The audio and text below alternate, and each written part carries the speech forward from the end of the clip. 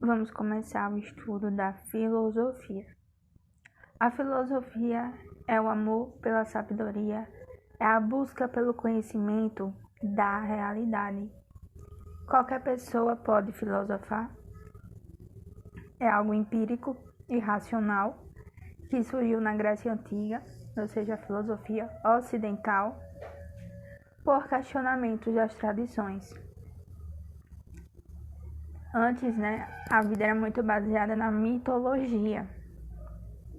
E aí a Grécia começou a buscar formas mais empíricas e racionais de conhecer e explicar a realidade, mas sem desvínculo total do mítico, mas já abrindo espaço para o conhecimento mais científico da vida. Na filosofia, temos 4 ramos: metafísica, lógica, ética e política. Temos os princípios, que é a razão, a arte, política, ética e ciência. E o caráter científico-filosófico. Então, a filosofia ela tem um caráter científico-filosófico, mas o mito ainda lhe servia de base para os questionamentos. Era necessário os mitos para que eu questionasse se aquilo era verdadeiro ou não e para que assim eu fosse buscar. Então não tem uma extinção do mito, eu não cancelo o mito, não, eu utilizo o mito para conhecer minha realidade de forma racional, criando dúvidas sobre aquilo, tendo o mito como um guia do que eu preciso questionar sobre a sociedade. Então começou na Grécia. Temos então a filosofia grega, dividida em 3 fases. A primeira fase com os pré-socráticos, a segunda com os socráticos e a terceira de uma forma mais sistemática. Os pré-socráticos, eles utilizavam a razão, que é uma marca da filosofia, mas para falar mais de coisas cósmicas, naturalistas, observando o exterior, buscando leis eternas, e acreditavam que a origem era dada por uma substância básica. E foi com eles que se originou a filosofia. Aqui a gente vai ver os pré-socráticos mais detalhadamente. Mas aqui dando só a introdução do que eles eram. Foram antecessores de Sócrates e baseados na razão para observar a natureza, o cosmos, acreditando que a origem das coisas veio de uma determinada substância básica.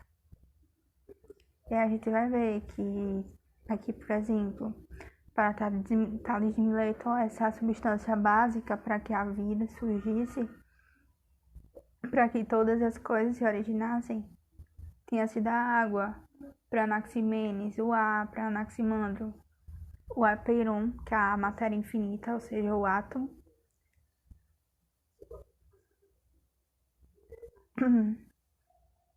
Não, o átomo não, a matéria infinita mesmo, o apeiron. E Heráclito, que era o Devi, o fogo. Mas dentro a gente vê melhor. A fase 2, que agora sim com os socráticos, eles agora eram mais antropológicos, não era mais voltado assim para a natureza, para o cosmos, mas agora focado no homem, observando o homem internamente e utilizando-se da metafísica. Lembrando que a metafísica é uma palavra de origem grega que significa o que está além do físico.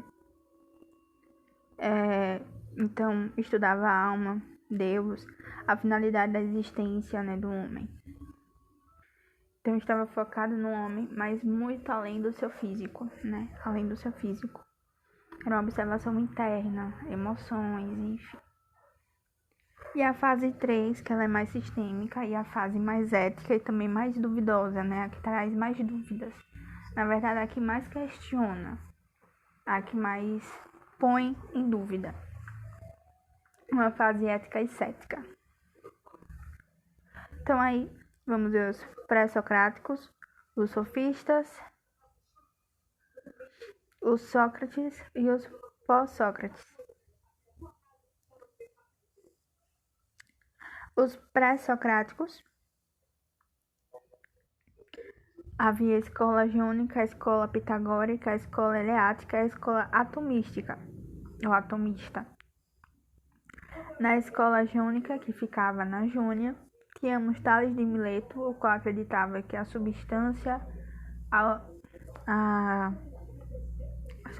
básica que deu origem às coisas foi a água. Anaximenes, também de Mileto, acreditava que tinha sido ar.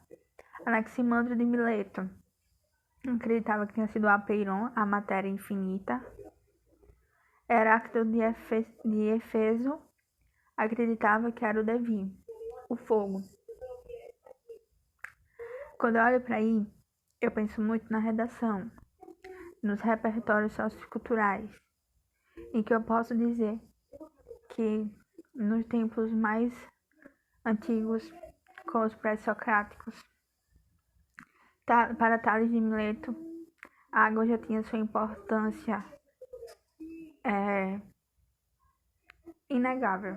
Para ele, a substância teria sido, a água teria sido a substância básica que deu origem a todas as coisas, mostrando aí a sua importância para o mundo, mas que hoje as pessoas já não ligam tanto assim para isso. A gente pode, quando falar da poluição do ar, poluição atmosférica, a gente pode falar de Anaximenes, que para ele o ar tinha sido a substância básica essencial para a origem de todas as coisas. E a gente pode falar de Heráclito de Éfeso, quando for falar do fogo, do desmatamento, né? Que o que antes era visto como a substância básica de origem das coisas tem sido uma das maiores problemáticas da natureza para a atmosfera, para o ambiente, para o aquecimento global, que é o fogo. Na verdade, né, não é desmatando, mas é mesmo as queimadas das florestas. Desmatar é cortar, e as queimadas é o fogo, seja por uma razão causada pelo homem, quanto por causas naturais, que na verdade são causas naturais que têm influência do homem no dia a dia. Tipo, exemplo, o quanto o tempo está quente, né? O quanto as temperaturas estão se elevando e causando mais queimadas, entre aspas, naturais. Escola pitagórica, na Itália, temos Pitágoras de Samos, que para ele o número tinha sido essencial para a origem das coisas. A escola eleática, que fica também na Itália, com Xenófanes de Colofão e Parmênides de Eleia, e também com Zelão de Eleia. E quando eu falo Mileto, de Eleia, não é que eles são parentes, né? Tipo Tales de Mileto, Anaximenes de Mileto, Parmênides de Eleia, Zenão de Eleia. O de Eleia, o de Mileto, é para dizer a localização onde eles se encontravam. É tipo Pedro, como o povo do interior costuma se referir às pessoas, é Pedro de fulano. Ou seja, é Pedro filho de tal pessoa. A gente usa Tales de Mileto, que é pra dizer que Tales é de tal cidade, de tal, enfim. Temos a escola atomística, que era na Trácia. Como representantes tinha Demócrito de Abdera e Leucipo de Abdera. Então, para eles, a origem de tudo, das matérias, era o átomo. Era o minúsculo, né? E os pré-socráticos, eles também eram chamados, então, de... Não, deixa eu ver quem são os sofistas. Então, os sofistas, eles rompem com a tradição pré-socrática ao criticar os costumes e tradições da sociedade ateniense da época. Note que a palavra sofista tem origem grega que corresponde ao termo de sofia, ou seja, sabedoria. Os sofistas eram os pensadores da Grécia Antiga que viajavam de cidade em cidade, realizando discursos públicos para atrair estudantes de quem cobravam taxas para oferecer-lhes educação. E então, como eles vieram quebrar com a tradição pré-socrática, enquanto os pré-socráticos eram cosmológicos, naturalistas, enfim, os sofistas eram contra a mitologia, contra a cosmologia e contra os valores aristocráticos. Diferente dos filósofos que buscavam a verdade absoluta, né, ou enfim, uma substância básica, uma substância absoluta para a origem de tudo, e queriam conhecer a natureza, enfim, os sofistas eles defendiam que não se pode conhecer o ser, mas só ter uma opinião subjetiva sobre a realidade. Não há como conhecer a verdade absoluta. Não existe verdade absoluta. Tudo é relativo. Os sofistas, então, eram pensadores na Grécia Antiga que viajavam de cidade em cidade, realizando discursos públicos para estudantes de quem cobravam taxas para oferecer educação de retórica, oratória, paradoxo, argumento, técnicas de argumentação. Eles, então, utilizavam muito da retórica e da oratória e cobravam por ensinar a saber argumentar, técnicas de argumentação. Aí veio Sócrates, que criticou os sofistas. Antes de conhecer o mundo, o ser humano deveria conhecer a si mesmo. Então, a gente vê que os pré-socráticos, eles queriam conhecer o mundo, ou seja, a natureza, o cosmos. Aí veio os sofistas contra o cosmos e veio dizer que não há verdade absoluta, tudo é relativo e que a gente não pode conhecer o ser, mas ter uma opinião subjetiva sobre a realidade. Aí veio os sofistas e disse que sim, é possível a gente conhecer o mundo, enfim.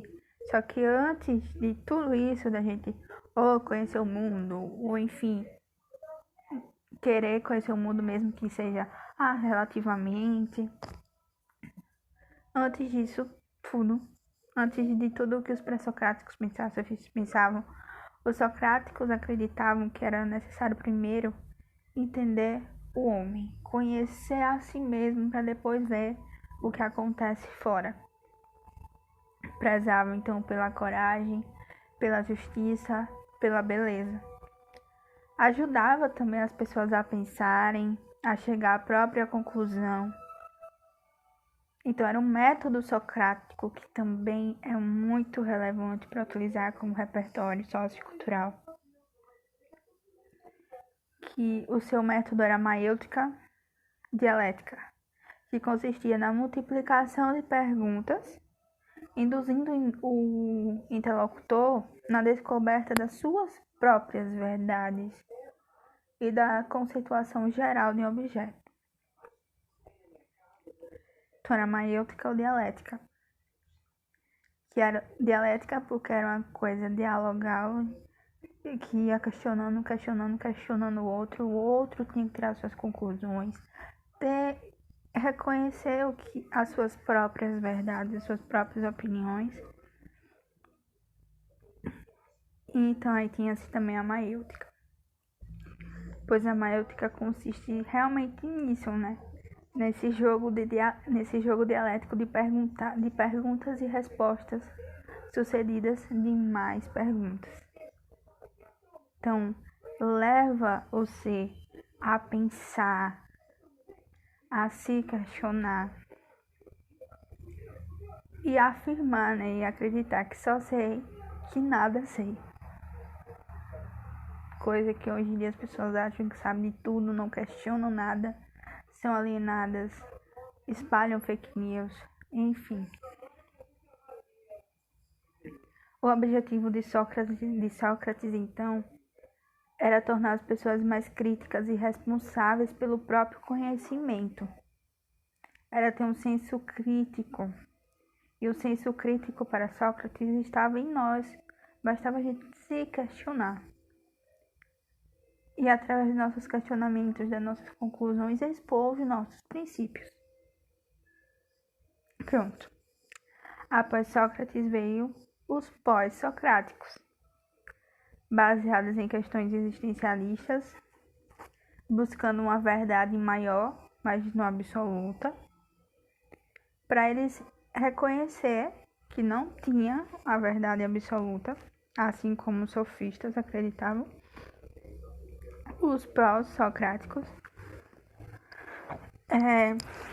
como netamente Sócrates estimulou o questionamento, o que diferenciou Sócrates dos sofistas foi que os sofistas, eles não se voltaram ao homem, mas eles se voltaram a só dizer que em tudo que a gente fosse questionar não haveria uma verdade absoluta, que é o que a gente também aqui vai ver nos pós-socráticos. Mas eles não se contentavam não há verdade absoluta. Eles não se contentavam com isso. Eles não se contentavam é relativo, pronto, acabou. Não, eles buscavam o máximo possível se tornar próximos da verdade, mesmo tendo a humildade e a sabedoria de entender que não há absoluto. A palavra tem poder, mas não é a verdade. Outra coisa que a gente também pode utilizar no nosso dia das especulações, das fake news, é que a palavra tem poder, mas nem sempre essa palavra é a verdadeira. E aí é onde está o problema. Então, em Sócrates, a gente tem um pensamento de que é necessário questionar, é necessário ter naturalizado a gente entender que o senso crítico, o pensamento crítico está dentro da gente e a gente só tem que exercitar. E para os pós-socráticos, a palavra tem poder, mas nem sempre essa palavra é a verdadeira. Em suma, os pós-Sócrates também continuam com esse pensamento de que é necessário auto-refletir, ser humilde, desejar, ter compromisso e senso crítico. Então, o que diferencia Sócrates dos pós-socráticos é que Sócrates, ele estava ali, o questionamento dele não tinha algo específico, era questionar-se sobre tudo. Já os pós-Sócrates, eles continuavam com esse pensamento de questionar, de refletir, mas era algo mais existencialista, era mais sobre o eu mesmo. Questionar sobre o meu eu é auto-refletir sobre mim. E também ter a humildade de saber que não há verdades absolutas.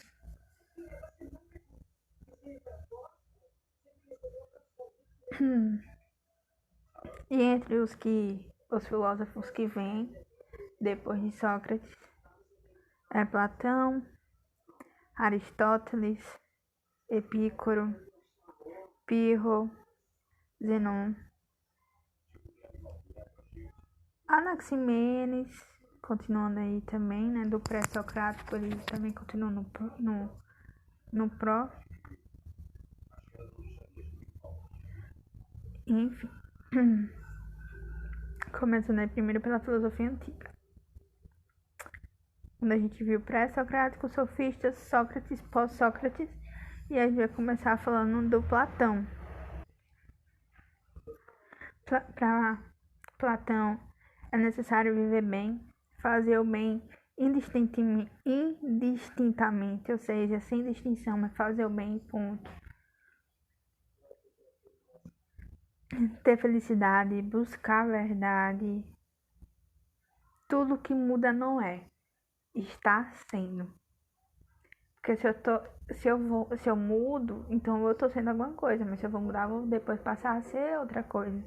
Então tudo que muda não é, Não é algo fixo, é algo que está sendo e vai estar sempre sendo algo e mudando. Traz também a teoria das ideias ou das formas, a epistemologia platônica, onde diz que o abstrato possui um elevado tipo de realidade, sim, e que a realidade mais fundamental é composta de ideias e de formas abstratas.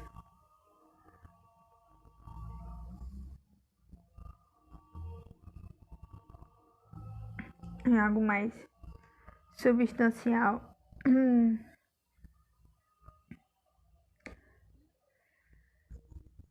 Ou seja, as formas, as ideias são abstratas, são não materiais, são eternas, imutáveis, substanciais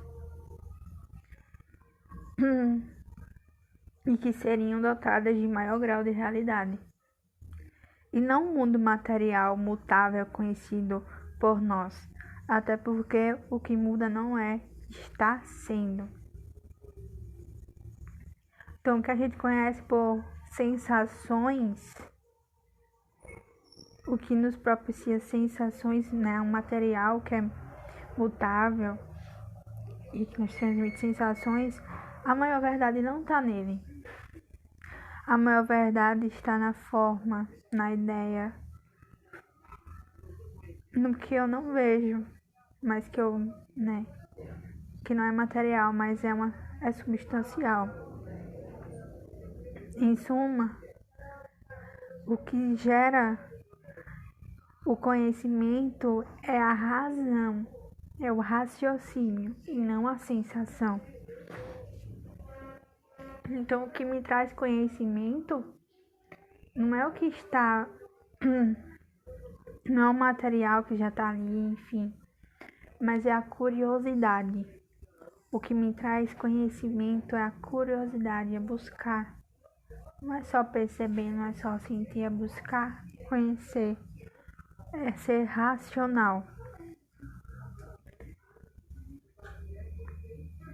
Então, o objeto é o abstrato e o ser é a realidade. E que eu encontro mais realidade no abstrato. Porque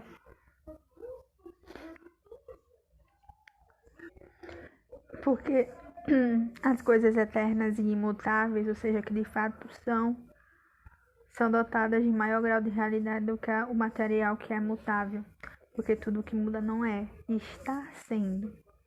Então não é a sensação, não é o ser. Lembrar, sensação começa com S, ser começa com S. Então não é a sensação que me mostra o ser é a realidade, mas eu encontro mais realidade no abstrato, no que vai movimentar a minha razão, do que no que já está pronto. Então é a curiosidade, é buscar conhecer. Ele também fala sobre cosmologia, reflexão, metafísica, valor ideal. Traz também um bem supremo, um constante equilíbrio que leva. O bem supremo seria o equilíbrio que vai levar à felicidade. O equilíbrio seria o bem supremo. O bem supremo é o equilíbrio que leva à felicidade. Coisa que o equilíbrio, principalmente o equilíbrio emocional, é o que cada vez mais as pessoas estão tendo menos. Ele fala também da virtude. A virtude é o conhecimento. O homem virtuoso, segundo ele, é dado a conhecer o bem e o belo.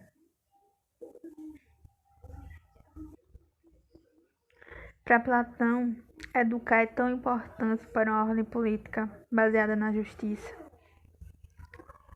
que deveria ser a tarefa de toda a sociedade. Educar é tão importante para uma ordem política baseada na justiça, que deveria ser tarefa de toda a sociedade. Ele fala também, né, aí a alegoria da caverna, que é uma dicotomia entre sensibilidade e razão, mais uma vez demonstrando que o que traz conhecimento não é a sensação, é a razão, não é sentir, é entender, é buscar. Porque a sensação, o que é sensível, ele é aparente, é material, mas é ilusório, é mutável. Já o que é inteligível é o que é essencial. Porque a ciência, é a verdade, é a ideia, é a razão. Vai além do que eu sinto, é o que eu busco conhecer, é o que eu busco explicar. Então, é tipo, a gente recebeu a notícia, uma coisa material, e eu saí divulgando ela, achando que ela é a verdade, sendo que eu deveria ir além do material. Eu precisava buscar o essencial, que era mais conhecimento sobre. Era a ideia, que porque o material pode ser uma ilusão. Eu precisava utilizar a razão para conhecer. Ele traz a República como uma obra que critica a democracia. E conhecimento para ele seria recordações, seriam lembranças. Conhecer é reconhecer. O conhecimento já está na alma e o que a gente deve é relembrar. Aristóteles, para Aristóteles, o homem é um animal político. O homem é sociável por natureza, ou seja, o homem ele tem que socializar. O homem ele não pode ser uma ilha. E Aristóteles trabalha isso com a razão. Traz também com ele a teoria sobre substâncias, o ilemorfismo, que é o conhecimento. E para ele, a teoria da substância é o seguinte: é na substância que atuam as famosas 4 causas: matéria e forma. A substância é sempre sujeito. Isso é aquilo que se fala, o que se atribui. Teoria da educação com os Mimeses. Teoria da arte, quanto mais realista, mais bela. Teoria política ética, a felicidade é viver socialmente. Então, Aristóteles prezava muito pelo social, pois pela vivência social desenvolveria-se a razão.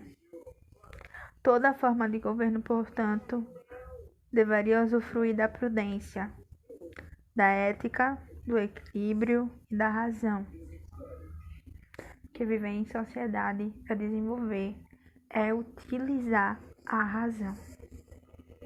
Aristóteles é muito racional, é muito social e preza isso na forma de governar. Também prezava por primeiro conhecer por meio das causas.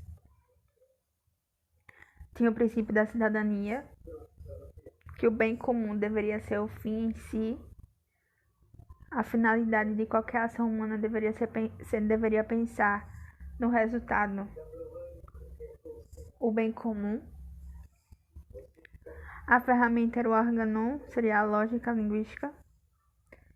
Ele atua em 3 campos teóricos, ou seja, epistemes, que seria a parte teórica, na parte de as 3 epistemes, os 3 campos eram teoria, ação e composição, ou seja, teorético, prática e composição. Teoria seria física, matemática, metafísica e geografia. A prática seria a ética, a política, a economia. E a composição, produtividade, seria a música, a poesia e a retórica.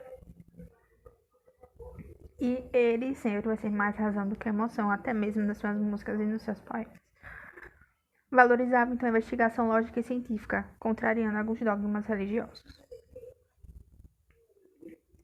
Epicuro ele vinha com o bem, a verdade, com a felicidade, com o fim em si mesmo, né? Aristóteles já pensava em um bem comum como um fim. Epicuro já vinha com o fim em si mesmo. O prazer moderado seria a tempereza, o equilíbrio, o domínio das paixões. Então é necessário ter felicidade, mas para isso é necessário moderar no prazer, é necessário ter uma tempereza, um equilíbrio, é dominar certas emoções. Também tinha a virtude, que era a prudência, a moderação. A virtude em Platão, como a gente viu, foi em Platão? Foi em Platão, a virtude em Platão era o conhecimento, né? A virtude em Epicuro é a prudência, a moderação. Em Epicuro, ele preza muito pelo bem, pela verdade, pela felicidade, mas também pelo equilíbrio, pela moderação das coisas. A ética era a forma de agir, a moral era uma questão cultural. Então, moral, L, cultural, moral termina com a L, cultural termina com a L. Então, a ética é agir, moral é a forma cultural. A vida sensível, morte, e para ele a morte seria a privação das sensações, né? O homem se livraria das sensações ruins, das dores, enfim. Pirro, ele trazia então o ceticismo, né? Colocar tudo como incerto, duvidar, questionar, desprezar qualquer convenção ou obrigação da sociedade, né? E não aceitar as imposições, é duvidar dessas imposições. Zenon traz a compreensão e o estoicismo, que assegurava que o universo era governado por uma razão universal divina, o Logos divino, e dessa forma, para os estoicos, a felicidade era encontrada na dominação do homem ante suas paixões, consideravam um vício da alma, em detrimento da razão. Então era tipo como Epicuro dizia, necessário ser moderado. Então aqui no Zenon, a felicidade seria ter o controle sobre suas paixões. Era controlar o vício da alma, controlar as paixões, em detrimento da razão. Uma pessoa estoica é aquela que não se deixa levar pela crença, pelas paixões, até o controle sentimental. São capazes de tirar a racionalidade de uma pessoa na hora de agir. Uma pessoa estoica é aquela que não se deixa levar por crenças, paixões e sentimentos que seriam capazes de tirar a racionalidade de uma pessoa na hora de agir, como desejos, dom, medo e prazer. Então, estoico, a felicidade e o bem-estar é controlar as emoções em detrimento da razão. Ou seja, é ser capaz de lidar racionalmente com situações que, se não fossem controladas, destruiria a razão. Anaximenes é antigo e Basílio medieval, eles possuem um pensamento em comum. O medieval a gente vai falar aqui, mas já trazendo aí uma comparação entre o pré-socrático Anaximenes, que também está aqui no Pro. Então, fazendo aí um paralelo entre um pensamento antigo e um pensamento medieval, é que eles desenvolveram teses para explicar a origem do universo, fundamentação em teorias que postulavam o princípio originário do mundo. Então, o medieval vai trazer um pouco aí do que foi vivido pelos pré-socráticos. Enfim, o período medieval, ele é marcado pela expansão e consolidação do cristianismo na Europa, a igreja, né, no controle, a igreja com poder. Mas aí também surge a teoria do iluminismo, contrapondo fé e razão. Aí vem Santo Agostinho e Tomás de Aquino. Santo Agostinho com a patrística e Tomás de Aquino com a escolástica. Para Santo Agostinho, ele falava da fé cristã, do determinismo divino, da predestinação, na retórica, no livre-arbítrio, na indagação. E ele diz que se eu engano-me, logo existo. Fala também sobre a graça divina, a razão divina, o mestre interior, né, seria o divino. Fala sobre a alma, a intuição, o conhecimento sensível. Fala sobre a ética em A Cidade dos Homens e A Cidade de Deus. O catolicismo versus o paganismo, ele faz esse jogo aí. A primazia da substância imaterial, o conhecimento como a iluminação divina, Deus que existe em cada um. Então, enquanto lá nos pré-socráticos eles encontravam a explicação do mundo baseada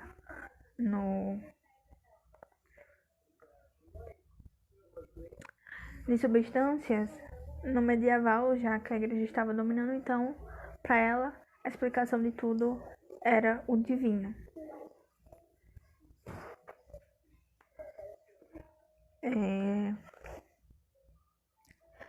E Tomás de Aquino, com a escolástica, ele falava sobre a existência da alma humana e de Deus, baseada em Platão e Aristóteles. Então, unindo fé de Aristóteles e fé cristã, havia 5 vias e 4 leis. A eterna, natural, humana e divina, e a ética, que era a beatitude e a virtude. A beatitude é a satisfação e plenitude alcançada somente pelo sábio. É a felicidade profunda de quem desfruta da presença de Deus. Em resumo, então, sendo assim, né, medieval, ambas tendo aí fé e razão, a patrística focou na disseminação dos dogmas associados ao cristianismo, por exemplo, defendendo a religião cristã, refutando o paganismo. Já a escolástica, através do racionalismo, ela tentou explicar a existência de Deus, o céu, o inferno, bem como as relações entre homem, razão e fé. Então, ambas, a questão medieval, né, tem essa questão razão, fé. Só que a patrística ela tentou mais disseminar os dogmas cristãos, fazendo a questão cristã e pagã. E a escolástica ela utilizou a razão mais para explicar a existência de Deus.